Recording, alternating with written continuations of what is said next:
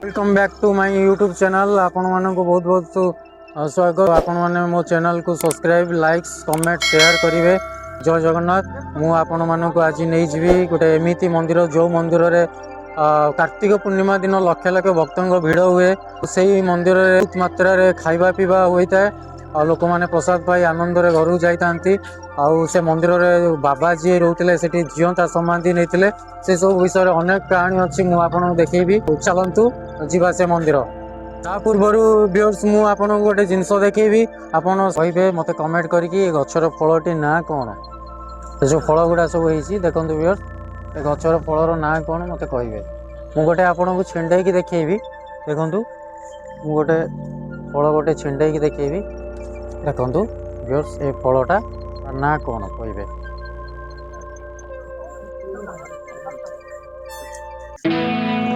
चलते जीवा।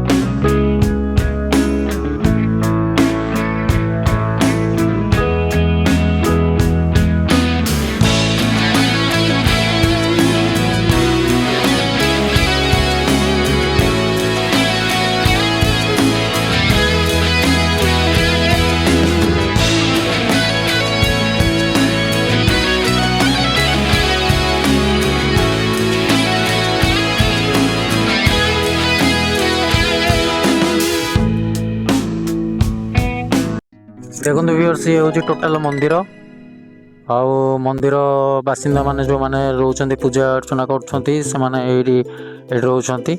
आउ चल ये होचंती एठी सब रोचंती मंदिर परिचालक माने एठी रोसेई। एठी नना कार्तिक पूर्णिमा दिन बहुत बड़ आडंबना हुए। बहुत रोसेई माने बहुत लोक खाती ना लक्ष लक्ष लोक आसी खाती। एटा बोधे खंदाशाल एठी बोधे रोसेई हुए। पाखे देखु रोसई हुए यहाँ खंदाशाल आज्ञा ये हूँ। हाँ यहाँ खंदाशाल यहाँ माने बहुत बहुत लोकों रोसई हुए है। आउरी भी सब ये एटा सीना दीटा आप देखुं पूरा लाइन है रोसई हुए। पड़े सब इटा पड़ी ये टोटाल सब रोसई बास हुए ये जगार आज्ञा।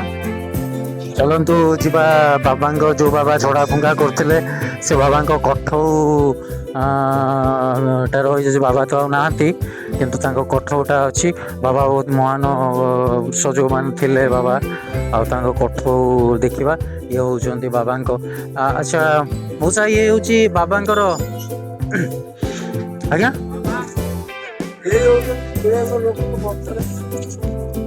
अच्छा अच्छा हाँ कौन कहले ये होती विष्णु गोसाई गादी माने से ये आकरी लगी ये मठ सब सब एरिया लोक सी जाती नाम विष्णु गोसाई बाछा कल तुटा यही बाज सर्व सब। अच्छा बाबा कौन जो कहती गंजेई ना से जो कौन गोटे थोदेले बाबा टाणी दिखती। बाबा गोटे आश्चर्य कथा अच्छी जोटा कि बाबा जो समाधि पर बाबा को जो आप गंजेई कि बीड़ी कि गंजेई गोटे जदि थोदेवे बाबा पाखे आपे आपे से आपे आपे माने आपे आपे से गंजेई आ निआ लगे देवे किंतु से टाणी दियंती है टाणुंट आज्ञा। आउ यहीपरी अनेक कहानी अच्छी मंदिर विषय। आउ ये प्रथमे बाबा थिले ना। अच्छा अच्छा बाबा ना बांछा बाबा ना विष्णु गोसाई बाबा ना। अच्छा देखु बाबा टोटाल ଆସ୍ଥାନ ବାବାଙ୍କର ଏଇଟା ହେଉଛି ତାଙ୍କର ମନ୍ଦିର ବାବାଙ୍କର ଜିଅନ୍ତା ସମାଧି ବାବା ଜିଅନ୍ତା ସମାଧି ନେଇଥିଲେ ବିଷ୍ଣୁ ଗୋସାଇଁ ଯିଏ ଜିଅନ୍ତା ସମାଧି ନେଇଥିଲେ ବାବା ଗାଇସ୍ ଇଏ ଥିଲା ହେଉଛି ଆମ ଠାକୁରଙ୍କ ମନ୍ଦିର ବିଷୟରେ ତ ଆମେ ଅନେକ କିଛି ଜାଣିଲେ ଏବେ ପ୍ରଭୁଙ୍କର ଗୋଟେ ଗରୁଡ଼ ଖମ୍ବ ବି ଅଛି ଦେଖନ୍ତୁ ଯୋଉଟା କହୁଛନ୍ତି ଗରୁଡ଼ ଖମ୍ବ ଦେଖନ୍ତୁ ପ୍ରଭୁଙ୍କର ମନ୍ଦିର ଅଛି ମହାପ୍ରଭୁଙ୍କ ମନ୍ଦିର ଆଉ ଆମେ ଚାଲନ୍ତୁ ଟିକେ ଯିବା ମନ୍ଦିର ଗେଟ୍ ବନ୍ଦ ଅଛି ମହାପ୍ରଭୁଙ୍କର ଗେଟ୍ ବନ୍ଦ ଅଛି ଆଉ ଆମେ ଯିବା ଠାକୁରଙ୍କ ମନ୍ଦିର ଟିକେ ଦେଖିବା ଚାଲନ୍ତୁ ପ୍ରଭୁ ବସିଛନ୍ତି ଏଇ ପ୍ରଭୁଙ୍କ ଆଗରେ ଦିଟା ମାନେ ଯୋଉ ବସନ୍ତି ଏଇ ଦେଖନ୍ତୁ ପ୍ରଭୁଙ୍କର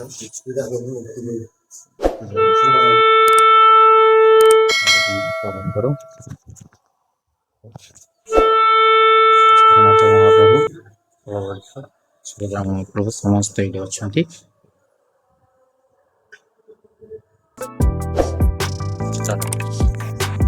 ଚାଳଙ୍କ ସେ ମଉସା ଜଣେ ଅଛନ୍ତି ଆଉ ଜଣେ ମଉସା ଅଛନ୍ତି ତାଙ୍କୁ ପଚାରିବା ଆଉ କ'ଣ କେମିତି ସବୁ ମଉସା ଇଏ ମନ୍ଦିର ବିଷୟରେ ଟିକେ ଆପଣ କହିବେ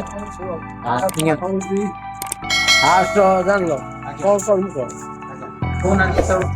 ମାନେ ଫାଷ୍ଟ ହଉଛି ତାଙ୍କ ଘର ହଉଛି ସିଙ୍ଗିରି ତାଙ୍କ ନାଁ ହଉଛି ବିଷ୍ଣୁ ଗୋସାଇଁ ଏ ଫାଷ୍ଟ କଥା ଆଚ୍ଛା ତାପରେ ସିଏ ରହିଲେ କିଛି ଦିନ ସେ ମରିଗଲା ପରେ ପଞ୍ଚୁ ଦାସ ବୋଲି ଗୋଟେ ବାହାରି ସେ ଆଳି ରାଜାଙ୍କ କତିରେ ସେ ତାର ମାଷ୍ଟ୍ରି କରେ ବୁଝିଲ ସିଏ ସବୁଠୁ କ'ଣ କରେ ରାଜା ତାକୁ ବିଦା କରିଦେଲେ ସେ ବାଞ୍ଛା ବଳ ତୋଟା ବୋଲିକି ନାଁ ଦେବୁ ସେଇଠି ରହିବୁ ଯାଆନ୍ତୁ ସେ ସେଇଠି ରହିଲା ଭିତରେ ସେ କିଛି ଦିନ ପରେ ସିଏ ମରିଗଲେ ତାଙ୍କ ମାତା ବି ଥିଲେ ସେ ମାତା ତୁମ ବରିପଡ଼ାରେ ରହନ୍ତି ପଇଥାପାଳରେ ରହନ୍ତି ଏଠି ରହନ୍ତି ସେ ମାତା ବି ଗଲେ ପରେ ମଠ ବର୍ବାଦ ହେଲା ସବୁ ଗାଁ ଲୋକ ଖୋଜିଲେ ବାଜ ଯାଇକି ଅଙ୍ଗାଳ କଣ୍ଠିପୁରରେ କ'ଣ ତାଙ୍କ ନାଁରେ ଧରଣୀଧର ଦାସକୁ ଆଣିଲେ ବୁଝିଲ ଆଣିକି ସେ ଏଇଠି 10-20 ବର୍ଷ ରହିଲେ ସେ ବର୍ତ୍ତମାନ ମରି ଗଲେଣି ତାଙ୍କର ଗୋଟେ ଶିଷ୍ୟ ଅନନ୍ତ ଦାସ ବୋଲିକି ଅଛନ୍ତି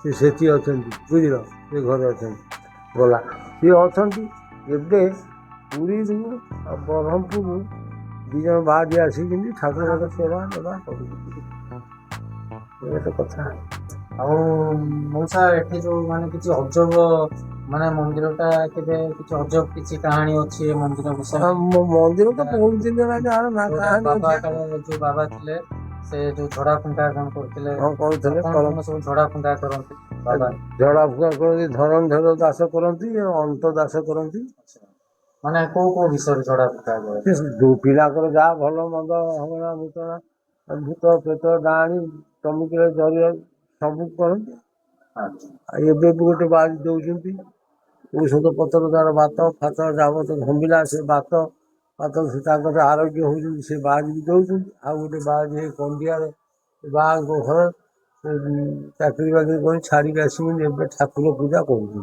ଏଇଟା କ'ଣ ବାବାଙ୍କ କଠ ନା ଆଚ୍ଛା ଆଚ୍ଛା